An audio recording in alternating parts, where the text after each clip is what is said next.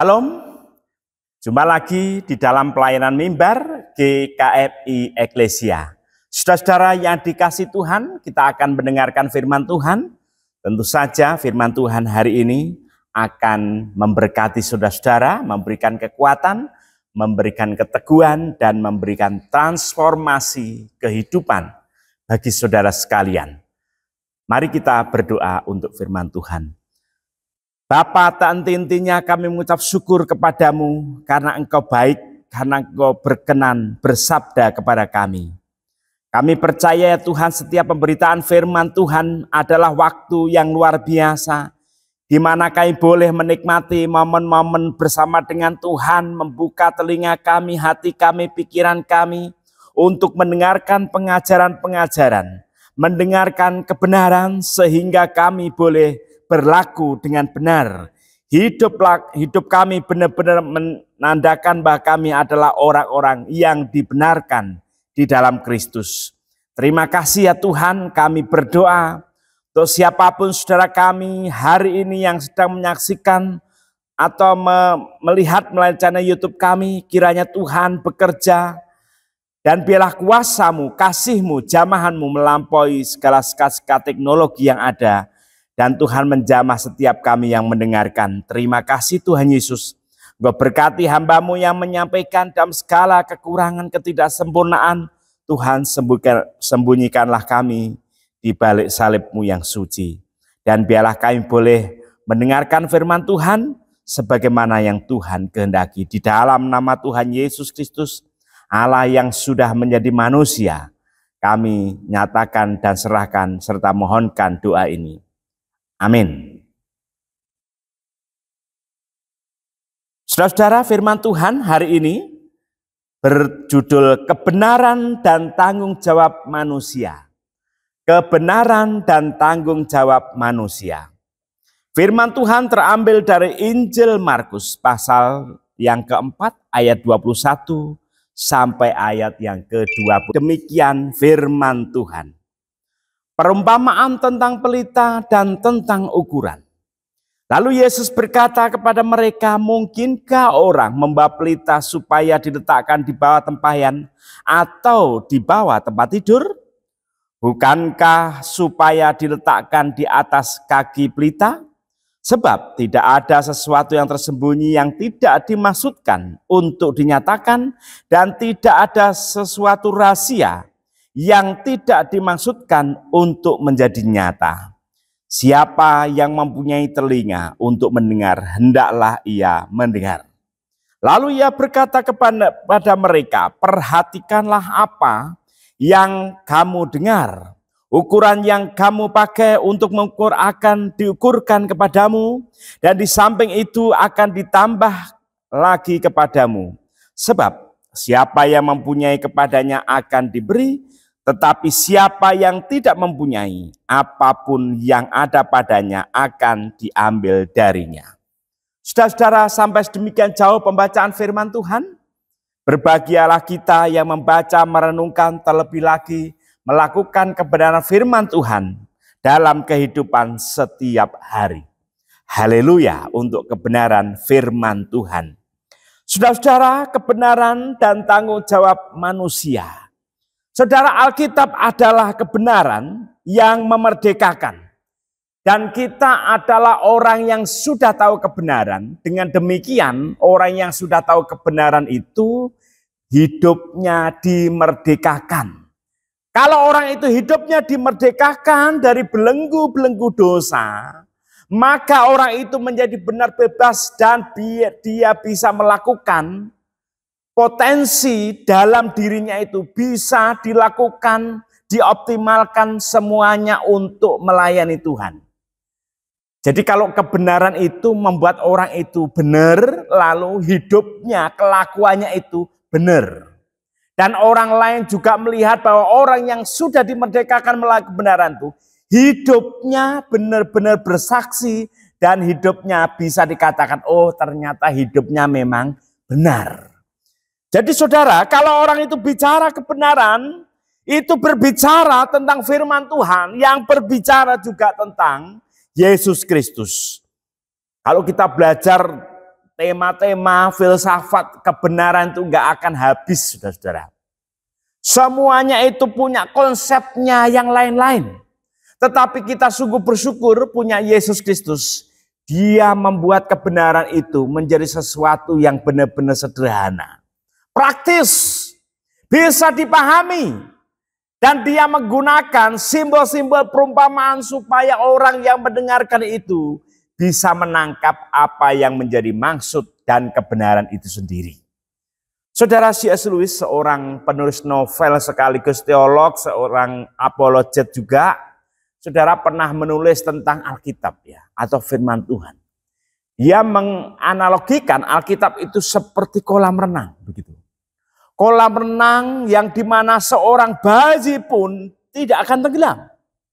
Dan seorang perenang yang handal, penyelam yang handal sekalipun, tidak akan bisa mampu menyentuh dasarnya. Jadi firman Tuhan itu begitu luas, begitu dalam, tetapi dia itu bisa membuat bayi itu berenang tanpa takut tenggelam. Tetapi satu sisi seorang profesor sekalipun dia tidak akan tuntas, tidak akan selesai, tidak akan pernah menyentuh sampai tuntas ke dalam dasar-dasar firman Tuhan itu. Sehingga kebenaran itu bagaimanapun tidak pernah dikuasai sampai tuntas. Di sini Tuhan Yesus menggunakan simbol supaya dia ingin menekankan bahwa kebenaran itu bicara tentang yang praktis-praktis. Tidak bicara tentang yang konseptual. Tidak melulu bicara tentang pengajaran doktrin yang tinggi di langit yang bisa dipahami oleh orang-orang yang berpendidikan tinggi. Tidak.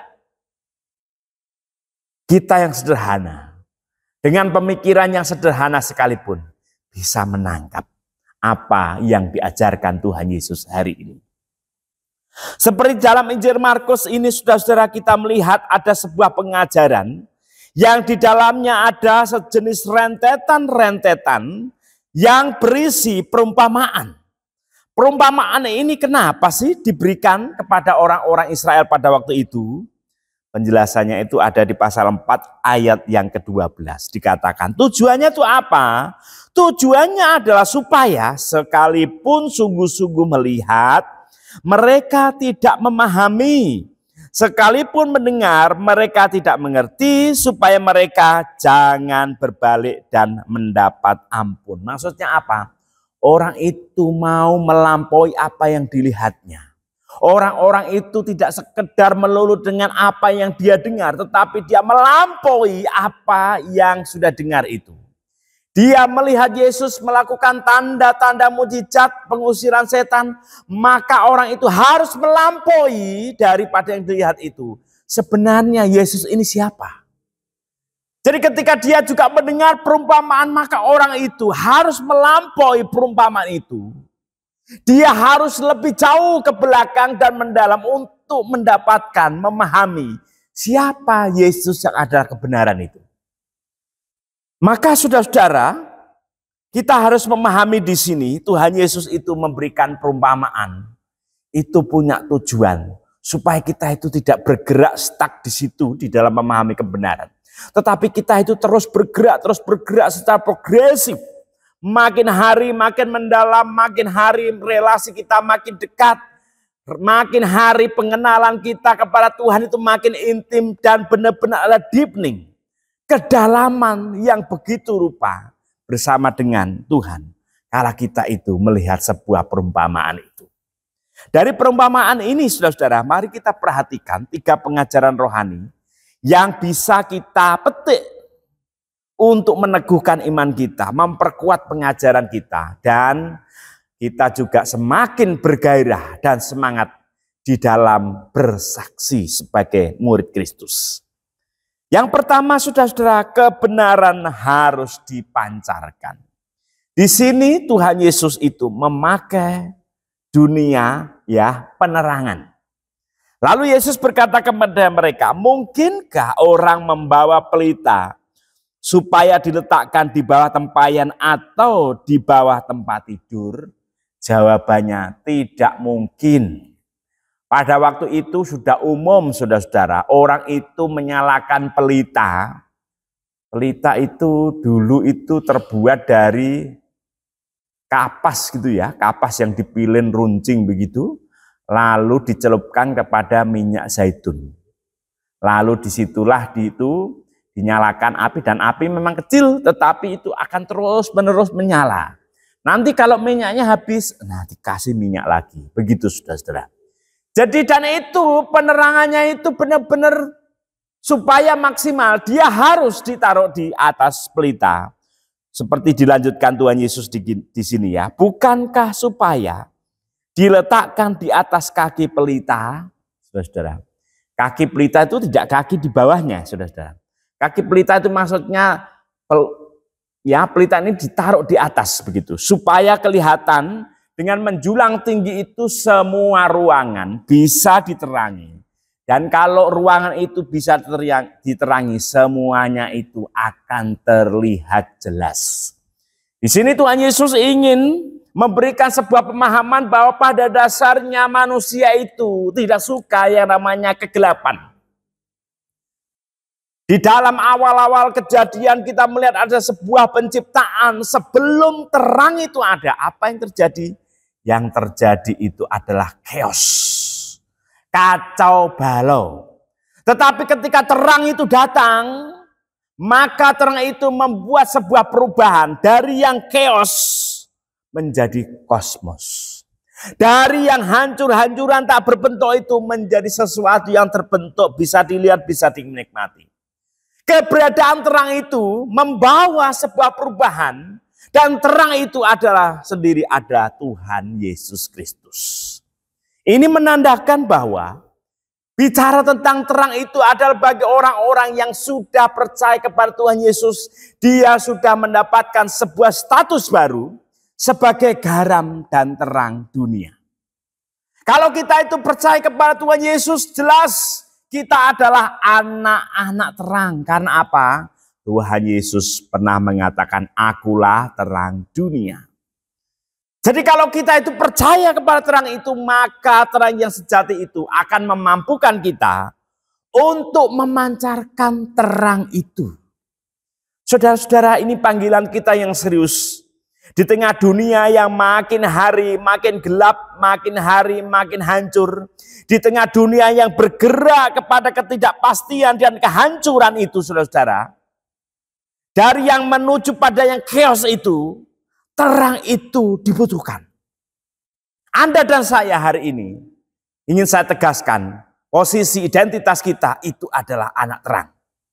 Terang itu dipancarkan. Terang itu tidak dicari. Saudara, sering ya kita mendengar ke orang yang mengatakan, sebenarnya Bapak itu baik loh. Walaupun begitu bla bla bla bla, tetapi hatinya itu baik. Itu jelas, dia itu punya sinar, punya terang, tapi terangnya itu tidak bersinar. Jadi kita itu harus mendekat, oh ternyata ada terangnya. Saudara-saudara, kebaikan itu perlu dipancarkan. Orang itu tidak usah nyari-nyari. Orang nggak perlu berkomentar tentang kita, oh semuanya Bapak ini baik loh. Walaupun begitu, ini Bapak ini baik. Sekalipun Bapak ini melakukan, tetapi dia itu baik. Saudara-saudara, baiknya itu masih ditunda. Butuh bukti-bukti yang nyata, butuh waktu untuk melihat orang ini benar-benar baik atau justru benar-benar nggak baik. Nah, disinilah saudara-saudara, kita itu harus punya pemahaman yang benar. Kalau kita itu sudah diterangi Tuhan. Kalau hidup kita itu sudah disentuh dengan terang yang ajaib itu. Kalau di area hati kita yang ada sisi-sisi kelam itu sudah disinari dengan Tuhan, maka terang itu akan terpancar di dalam hidup kita. Melalui apa? Kehidupan yang baik, perkataan yang baik, mewujudkan buah-buah roh. Apa yang suci, apa yang kudus, apa yang adil. Ya, apa yang disebut bijaksana, apa yang baik, semua terlihat di dalam kehidupan kita. Melalui apa lagi? Kita bisa memancarkan terang itu melalui apa? Pekerjaan kita, pola hidup kita. kemurahan-kemurahan kita, gaya ibadah kita, semuanya itu bisa dikatakan sebagai sarana untuk memancarkan terang. Jadi sarana untuk memancarkan terang itu banyak sekali, saudara-saudara. Jadi jangan sampai ada orang mengatakan, Bapak itu baik loh, walaupun dia begini-begini. Bapak itu memang orangnya besi begini, tetapi aslinya baik loh. Saudara-saudara, kebaikan, terang, kekudusan, itu tidak usah bukti, orang terus ngorek-ngorek, tidak mencari-cari, tidak. Orang itu dari jauh itu sudah melihat. Kalau saudara di Bali, saudara-saudara ya, kalau pas hari raya Nyepi, semuanya itu gelap. Lampu seredup apapun dari jauh sudah kelihatan. Lah itulah terang. Jadi tidak perlu dicari-cari. Tidak perlu butuh pengakuan, validasi atau yang lain. Terang itu terpancar. Mari kita periksa diri kita masing-masing. Kita yang sudah diterangi dengan firman Tuhan. Kita yang sudah diterangi dengan anugerah keselamatan itu. Hati kita yang sudah disentuh dengan terang yang ajaib itu. Apakah kita sudah memancarkan terang itu? Atau justru terang itu redup? Atau justru kita nggak tahu Pak, saya ini terang atau gelap, apa redup, remang-remang. Nah, ayo bergerak lagi. Kita harus menyatakan diri sebagai terang dunia. Dunia ya. Bukan ruang lingkup, bukan dunia kita, bukan. Dunia, siapapun. Itu harus kita terangi. Itulah yang kedua, kebenaran harus dipancarkan. Yang kedua, mendengar dan bertanggung jawab. Ya, kalau dalam konsep Ibrani itu ada namanya Shema, ya, Shema Yisrael. Kata Shema itu selalu dilambangkan dengan telinga. Ya, Shema itu 3 elemen di dalamnya itu termasuk yaitu apa? Listen, respond, and responsibility. Jadi mendengarkan, kamu harus memberikan tanggapan, dan tanggapan itu harus bertanggung jawab. Jadi kalau dalam bahasa Ibrani ya itu tidak ada loh, kata taat itu tidak ada. Kata mendengar itu sudah mencakup taat itu. Maka kalau Tuhan Yesus di sini sekali lagi menekankan siapa yang mempunyai telinga untuk mendengar, hendaklah ia mendengar. Kalau orang itu punya telinga, hendaklah ia mendengar. Hari ini banyak orang yang tidak punya telinga, justru dia itu mendengar. Telinganya, hatinya itu lebih tajam. Mendengarkan sapaan Tuhan. Tapi banyak juga orang yang punya telinga ternyata tidak mendengar Tuhan. Dunia yang riuh, dunia yang gaduh dengan ruwetnya sosial media, dengan belantara sosial media hari-hari ini benar-benar menciptakan kebisingan rohani. Dan itu membuat orang itu tidak bisa mendengarkan. Mendengar tidak bicara tentang telinga, tetapi mendengar itu ada kaitannya dengan sebuah komitmen ketaatan. Anda telinga dan hati itu terhubung langsung. Dengan demikian orang yang tidak mendengar, jelas hatinya itu menolak Tuhan. Kalau orang itu mendengar, yaitu Shema, maka orang itu sebenarnya ketika dia mendengar, dia memberikan tanggapan terhadap apa yang dia dengar itu. Dia benar-benar merespon tanggapan, menanggap apa yang menjadi firman Tuhan itu. Dan responnya itu tidak asal-asalan. Hari ini banyak orang itu mendengarkan firman Tuhan asal-asalan. Ada orang mendengarkan firman Tuhan itu nonton drakor. Ada orang yang mendengarkan pendetanya berkhotbah sambil main game. Scrolling TikTok, googling, macam-macam, saudara-saudara. Anehnya lagi, ketika dia ngobrol-ngobrol sama teman-temannya, ngomongnya saya nggak dapat apa-apa di gereja, saudara. Itulah hari-hari ini. Kebisingan dunia ini benar-benar mengganggu kepekaan kita terhadap sapaan Tuhan melalui firman Tuhan. Marilah kita saudara-saudara harus hati-hati menggunakan telinga yang kita miliki. Ini tampaknya sepele. Tetapi pendengaran itu adalah cara Tuhan menyampaikan kebenaran firman Tuhan. Ingat, firman Tuhan itu tidak disampaikan melalui drama. Firman Tuhan itu tidak disampaikan melalui slide LCD atau scroll atau artificial intelligence. Bukan. Tetapi firman Tuhan itu disampaikan melalui sebuah firman yang didengarkan oleh umat. Justru di dalam mendengarkan itu, orang itu bisa berimajinasi. Orang itu bisa menangkap yang didengarkan itu, lalu menyesuaikan dengan dirinya sendiri. Dan firman itu pun bisa tertulis. Maka yang ditulis pun itu harus dibaca. Firman yang diberikan secara lisan itu sudah berhenti, tetapi sekarang sudah tertulis ada di tangan kita. Marilah kita baca, kita tanggapi, dan kita benar-benar meresapi, dan kita benar-benar melakukan kehidupan yang bertanggung jawab, yaitu apa? Melakukan apa yang sudah kita dengar. Kalau kita sudah mendengarkan firman Tuhan, ya kita melakukan apa yang sudah kita dengar. Tetapi kalau kita itu melakukan yang lain, jangan-jangan kita asik mendengarkan dunia ini. Kita asik mendengarkan hal-hal yang justru menghabiskan waktu dan energi kita.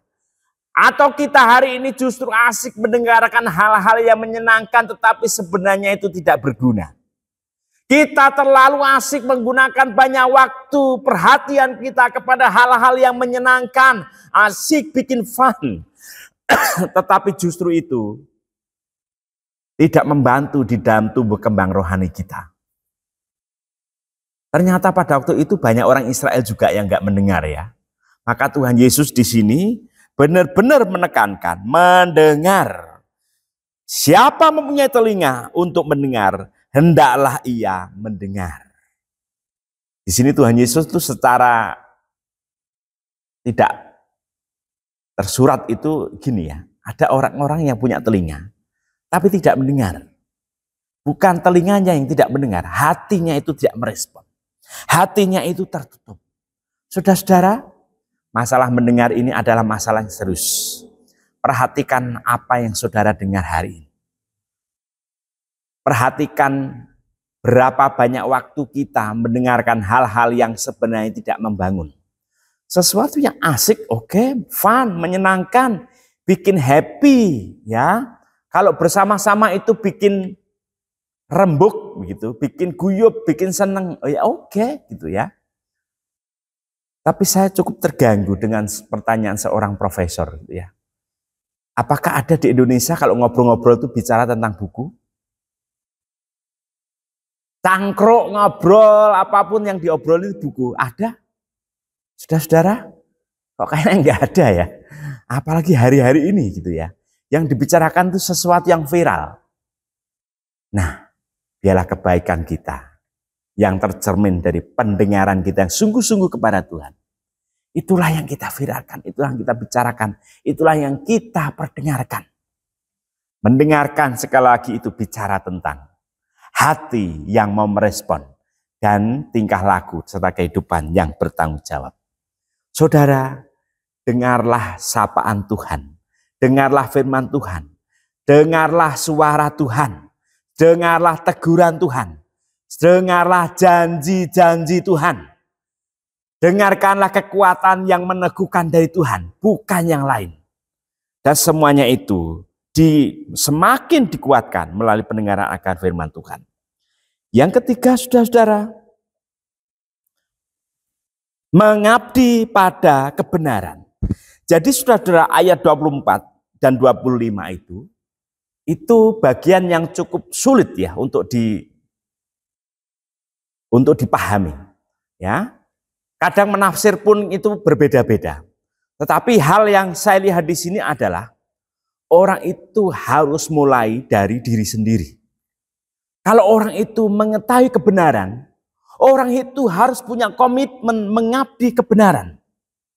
Apakah ada orang, Pak, yang mengenal Yesus, belajar tentang Alkitab, tetapi dia tidak melakukan kebenaran? Ada, dan banyak. Orang yang mempelajari, mendekati Alkitab itu secara akademis, Alkitabiah, kemudian filosofis, ada. Ada loh orang non-Kristen gitu ya, membuat skripsinya itu Yesus Sang Sastrawan. Dia itu menulis tentang perumpamaan ini. Apakah serta-merta orang itu percaya? Ternyata enggak. Sekalipun dapat nilai bagus, dia tetap enggak percaya. Saudara-saudara, orang itu mungkin tahu kebenaran, tetapi kebenaran itu stuck kepada sebuah pemikiran yang menyenangkan, teori. Dan ini benar-benar membuat sebuah pertanyaan. Kalau kita sudah tahu kebenaran, terus mau ngapain? Buat apa kita yang sudah dibenarkan, lalu hidupnya enggak benar? Buat apa kita yang sudah tahu kebenaran, ujung-ujungnya kita tidak mau mengabdi kebenaran? Kita yang sudah tahu kebenaran itu harus ngerti ukuran. Apa yang kita beri, apa yang kita miliki dan beri itu semuanya itu akan dikenakan kepada kita. Dan semua ukuran itu juga akan dikenakan kepada kita. Dengan demikian kalau kita itu mengabdi kepada kebenaran, kita harus bicara tentang totalitas hidup. Jangan setengah-setengah. Kalau kita itu melakukan kebenaran, tindakan-tindakan iman dan tindakan-tindakan kebenaran apapun itu bentuknya, harus total. Jangan minimalis, jangan pelit, jangan nanggung, tetapi harus benar-benar total. Kita benar-benar sungguh-sungguh mengabdi kepada kebenaran itu. Semuanya itu benar-benar harus diletakkan di bawah tangan Tuhan. Hidup kita, diri kita, hati kita, pikiran kita harus benar-benar totalitas menyerahkan diri di hadapan Tuhan. Dan kita benar-benar komitmen untuk mengabdi kepada kebenaran.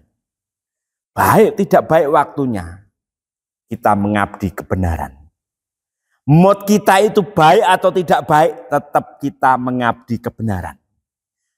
Seberapapun yang kita miliki, seberapapun yang kita berikan, saudara-saudara, ukuran apapun yang kita kenakan, tetap kita harus totalitas di hadapan Tuhan. Jadi kalau bicara tentang mengabdi kepada Tuhan itu sudah tidak bicara tentang aku, milikku. Tetapi semua itu benar harus mulai dari diri kita sendiri. Diri kita yang sudah diperbarui dan dibenarkan oleh Tuhan itu.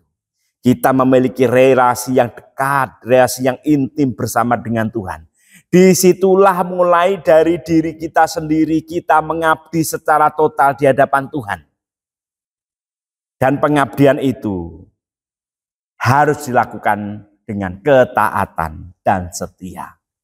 Saudara-saudara, mengabdi kepada kebenaran. Saya mau tegaskan hari ini saudara sudah dibenarkan. Saudara yang percaya kepada Tuhan Yesus, saudara sudah dibenarkan. Pertanyaannya, apakah kita sudah hidup benar? Kalau kita sudah tahu, kalau kita sudah diselamatkan, kita dibenarkan, apakah kita itu mengabdi kepada kebenaran?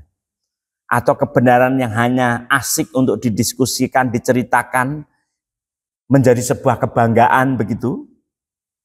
Tetapi kebenaran itu menuntut sebuah pengabdian. Di dalam pengabdian akan kebenaran itulah kita mendapatkan sukacita. Hidup kita layak di hadapan Tuhan.